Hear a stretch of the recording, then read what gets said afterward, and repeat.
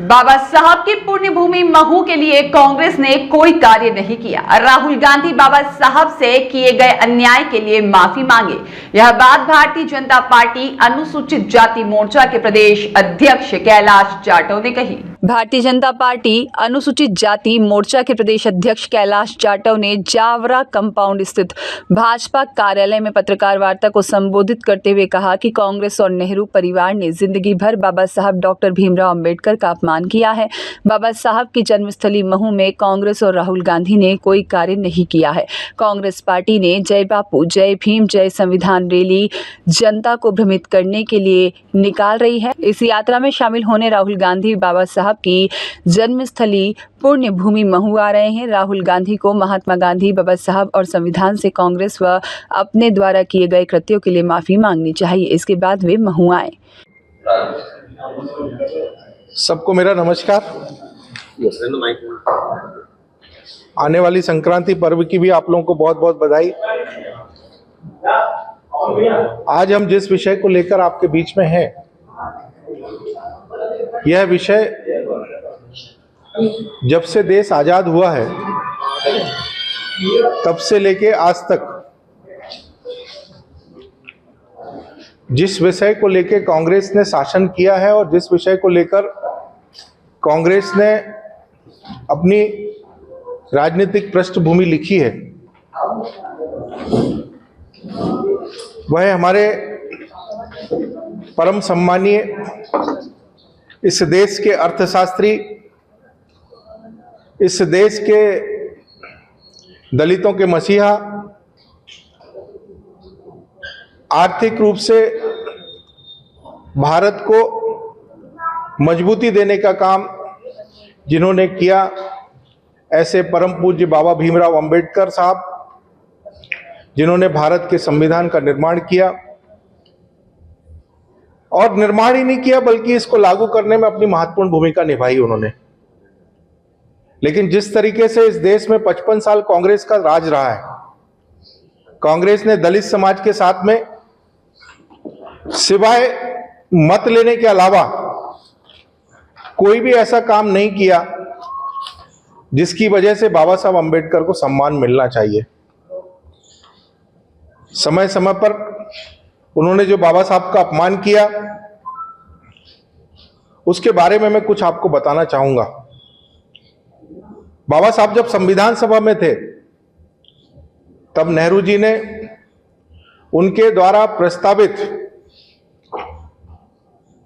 कश्मीर में 370 धारा नहीं लगना चाहिए, ऐसा विषय जब संविधान सभा के समक्ष प्रस्तुत किया तो नेहरू जी ने उसका घोर विरोध किया था, क्योंकि नेहरू जी नहीं चाहते थे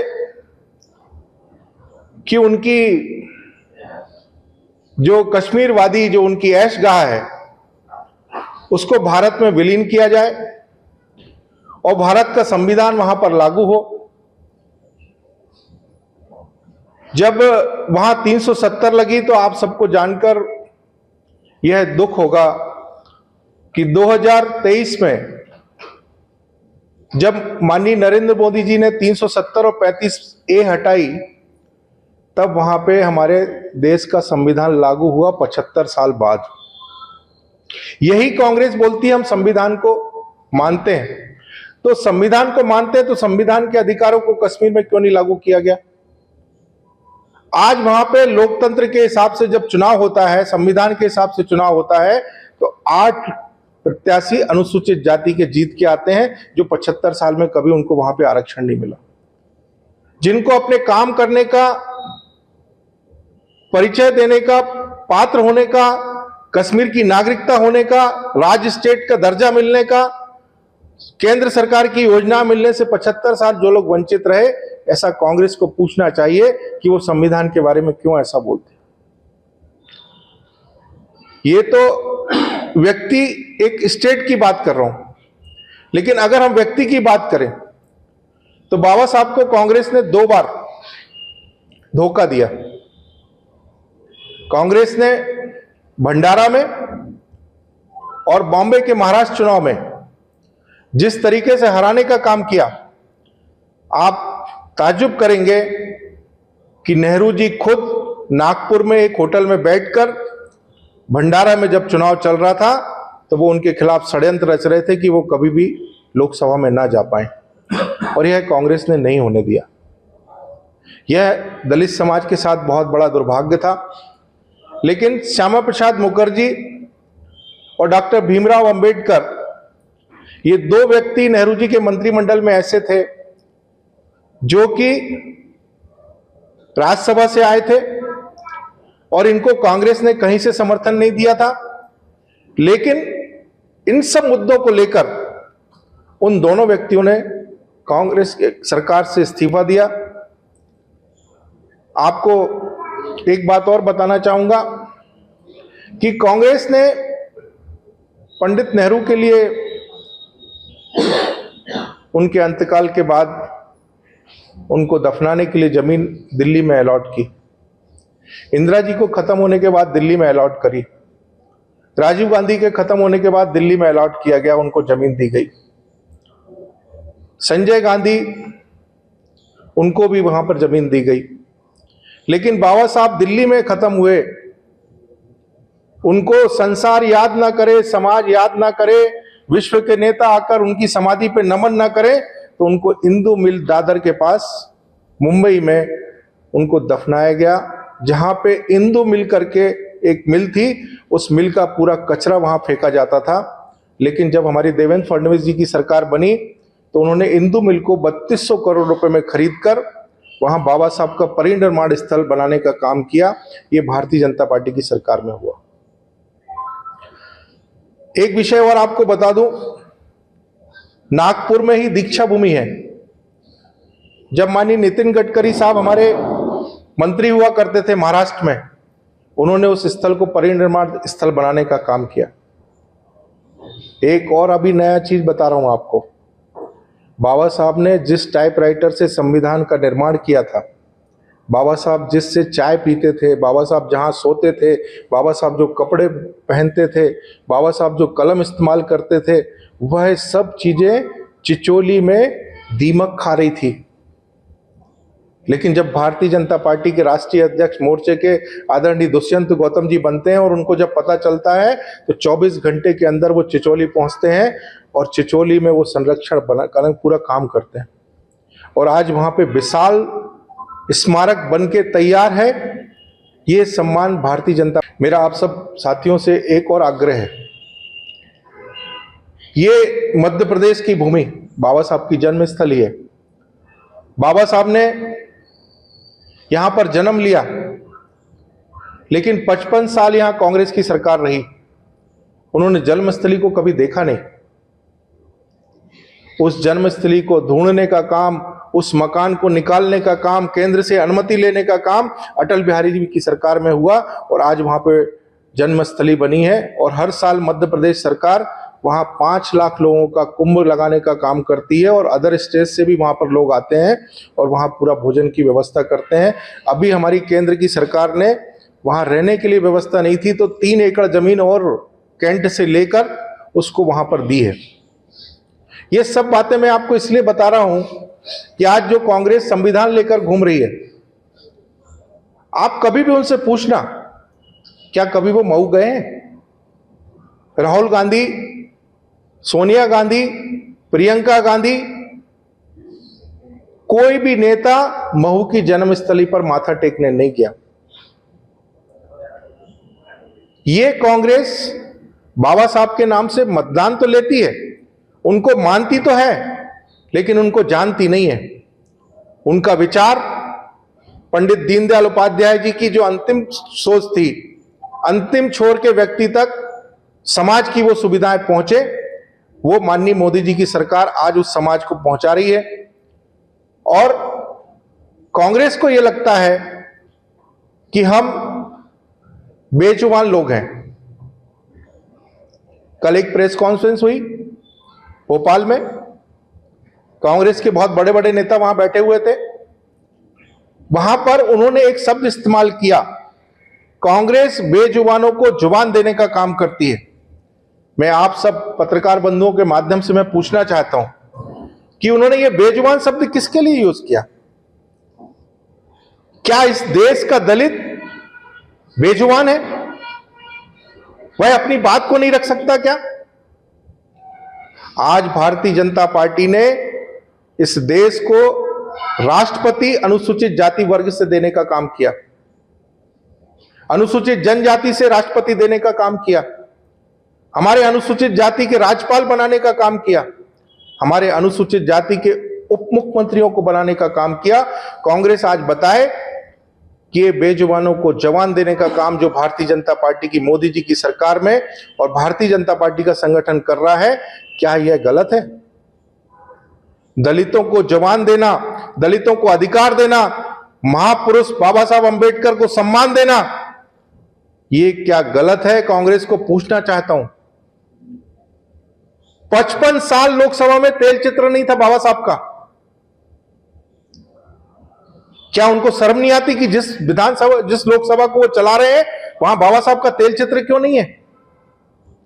वहां तेल चित्र लगाया गया। माननीय बीपी सिंह जी की सरकार और अटल बिहारी वाजपेयी जी की जब सरकार थी, दोनों की संयुक्त सरकार ने प्रस्ताव पारित किया और बाबा साहब का तेल चित्र वहां पर लगा। इतना अपमान बाबा साहब के साथ। और आज भी आपको बताते हुए दुख होता है, जहां जहां कांग्रेस की सरकारें हैं, वहां पे उन्होंने जो नियम कानून बनाए हैं, उसमें उन्होंने धार्मिक आधार पर आरक्षण देने का काम किया। मैं किसी वर्ग विशेष का नाम लेना नहीं चाहता हूं, लेकिन मैं बाबा साहब का अनुयायी हूं, तो मैं ये कह सकता हूं कि बाबा साहब ने स्पष्ट लिखा है संविधान में कि आरक्षण आर्थिक आधार पर, गरीबी के आधार पर और सामाजिक स्तर के आधार पर दिया जाएगा, ना कि धर्म के आधार पर दिया जाएगा। ये कांग्रेस संविधान को कई बार तोड़ने का काम किया। नेहरू जी ने अपने कार्यकाल में मुख्यमंत्रियों को पत्र लिखा कि आरक्षण धीरे धीरे इस देश में खत्म होना चाहिए। इंदिरा गांधी ने भी बुला के सभी मुख्यमंत्रियों को बोला कि इसकी जो सोच है, आरक्षण के लोगों को जिनका लाभ मिलता है, उसको कैसे दबाया जाए। राजीव गांधी तो यहां तक बोलते थे कि ये बराबरी पर आकर बैठ जाएंगे तो काम कौन करेगा। ये सब बातें आज मैं आपके बीच में इसलिए रख रहा हूं क्योंकि कल जीतू पटवारी ने जिस तरीके से बोला कि कांग्रेस आवाज देने का काम करती है, तो वो आज इस मंच से पूछना चाहता हूं कि आवाज देने का काम भारतीय जनता पार्टी ने किया है कि कांग्रेस ने किया? आज उनके पास कुछ बोलने का अवसर नहीं है। हम आजादी का 75वां वर्ष मना रहे हैं। इस 75 वर्ष में 2014 और 2012 जब मुख्यमंत्री माननीय नरेंद्र भाई मोदी गुजरात के हुए, तो उन्होंने संविधान गौरव यात्रा निकाली। संविधान तो कब का सबमिट हो चुका था इस देश में। संविधान दिवस भी सबको मालूम था, लेकिन कांग्रेस ने कभी संविधान दिवस मनाया क्या? आज 50 साल के बाद हम भारतवर्ष में संविधान दिवस माननीय मोदी जी के कारण मना रहे हैं और देश जान रहा है कि यह संविधान दिवस है। संविधान को सम्मान देना, संविधान मोदी जी के शब्दों में यह हमारे लिए कोई पुस्तक नहीं है, यह हमारे लिए ग्रंथ है। हम इसकी पूजा करते हैं, हम इसको जेब में लेके नहीं घूमते। मैं नागपुर के चुनाव में था, वहां पर जो संविधान की पुस्तक वो लेके घूम रहे होंगे, आप लोगों ने भी वीडियो देखा होगा। उस समय पूरी किताब कोरी थी और ऊपर सिर्फ संविधान अकेला लिखा हुआ था। ऐसी नकली पुस्तक लेके घूमने वाले लोगों को आज संविधान खतरे में नजर आता है। दलित की आवाज बन नहीं सकते, दलित को अधिकार दिला नहीं सकते और संविधान बचाने की बात करते हैं। इसीलिए भाइयों, मैं आप सब पत्रकार बंधुओं के माध्यम से मैं यही बात कहना चाहूंगा कि आप सब लोग जिस समाज का भला भारतीय जनता पार्टी और माननीय नरेंद्र मोदी जी की सरकार और मोहन यादव जी की सरकार मध्य प्रदेश में कर रही है। भारतीय जनता पार्टी ने आर्थिक आधार पर आरक्षण दिया है, आपको भी मालूम है, अभी भी देश में चल रहा है। हम उन गरीबों की आवाज बनना चाहते हैं जिनको 70 साल कुछ भी नहीं मिला, इसलिए हम इसकी बात करते हैं। वैसा आपने अधिकार नेहरू जी की एजाद थी जम्मू कश्मीर। चिंटू भाई आइए अध्यक्ष जी, वहां के कुछ नेताओं की फोटो निकालें और कुछ दिल्ली के नेताओं की फोटो निकालें और दोनों को मैच करें और अगर और अंदर जाना है तो उनका डीएनए टेस्ट करें, आपको खुद स्पष्ट हो जाएगा कि मैंने जो बोला है वो सही है। आपने एलिया का मैं उसको पूरा खुल के नहीं बोलना चाहता। आप वहां के नेताओं को फोटो निकालें और दिल्ली के जो हमारे कांग्रेस के नेता हैं उनकी फोटो निकालें और उनका डीएनए टेस्ट करें, आपको खुद पता चल जाएगा कि क्या स्थिति थी कांग्रेस की वहां पे। कांग्रेस के बहुत सारे नेता हैं प्रमुख, अगर आप ऐसा कह रहे हैं तो किन नेताओं के बारे आपको भी मालूम है मैं किसके बारे में बोल रहा हूँ, आप मेरे मुंह से मत बुलवाइए। एक बार आप बता दीजिए तो हमको याद है। चलिए आपको सब याद है, कोई बात नहीं, चलिए आगे चलिए, आगे आगे चलिए। और आपसे बात करें कि दलितों की बात कर रहे हैं कि जो दलित हैं उनको किसी भी प्रकार का न्याय नहीं मिला है। चलिए आपकी बात मानते हैं, आप अभी इंदौर आए हुए हैं, इंदौर में एक बड़ी घटना हुई है। आपने कहा आपकी पार्टी ने सभी को न्याय दिलाया है, सारी चीजें करी है। एक बच्चे के साथ में जो है निवस्त्र करके जो है करा गया है, सोशल मीडिया पे सारा उसका वीडियो चल रहा है। पार्षद है जीतू यादव जो जाटाओं भी लिखते हैं ये घटना ही बनी। तो आप उसको कैसे इंसाफ दिलाएंगे? और आप 2 मिनट नहीं आगे, और आप ये बताइए कि जिन वो जाटव हैं तो वो यादव सरनेम का जो उपयोग करके जो यादव सरनेम उपयोग कर रहे हैं उसका क्या है? पार्टी संगठन उसको देख रही है, मेरे को उसके बारे में अभी जानकारी नहीं, आप लोगों ने बताया है। सर वो भी उसमें चल रहा है। एक मिनट मैडम, अगर उसमें कोई हुआ है तो पार्टी अपने तरफ से करेगी कार्रवाई। नहीं, पार्टी सर करेगी, लेकिन आप ये बताइए ना, मोदी के लिए भी संज्ञान लिया गया। हाँ तो लेंगे ना, कोई गलत करेगा तो उसको छोड़ेंगे थोड़ी। आप ही के पार्टी के पार्षद है, आप ही के पार्टी के पार्षद, 2 पार्षद है। अरे तो भाई इंसान कहीं गलती करता तो उसको, हाँ हो गया, जारी हो गया। अगला कोई गौरव दिवस संविधान दिवस ये वार्ता पूरे गौरव संविधान दिवस के है। विषय आए थे वो मैंने रख दिया है। संविधान गौरव दिवस पर क्या यादव समाज ने कहा है कि जीतू यादव नहीं है, वो जाटव है। तो इस पे मैडम आप मुझसे ऐसे सवाल पूछ रहे हैं जिसका मुझे अभी तक जानकारी नहीं, भाई साहब के माध्यम से मुझे पता चला है, बाकी पार्टी उसको देख रही है, उन्होंने निष्कासन की कार्रवाई भी करी है। कुछ घटना चल रही है 1 हफ्ते से, दिल्ली विधानसभा में वीडियो चल रहा है, अचंभित करने वाला आपको क्या आपको पता है? सीएम साहब ने और अध्यक्ष जी ने संज्ञान में लिया है पूरा विषय, और पूरे विषय पे पूरी पार्टी का ध्यान है, पार्टी अपने स्तर पर कार्रवाई कर रही है। और अगर आप मेरे स्तर पर पूछेंगे तो मैं जाटो महासभा का अध्यक्ष होने के नाते समाज में जो अच्छे कार्य करते हैं मैं उनको सम्मानित भी करता हूं, और समाज में जो गलत कार्य करते हैं उनको कानून के हिसाब से सजा भी दिलाने का काम करता हूं। इसीलिए आप बिल्कुल निश्चिंत रहिए कि वो सामाजिक व्यक्ति हैं या कोई व्यक्ति है, पार्टी के अनुशासन के बाहर कोई भी जाएगा उसको उसका परिणाम भुगतना पड़ेगा। ब्यूरो रिपोर्ट, सत्याग्रह न्यूज, मध्य प्रदेश।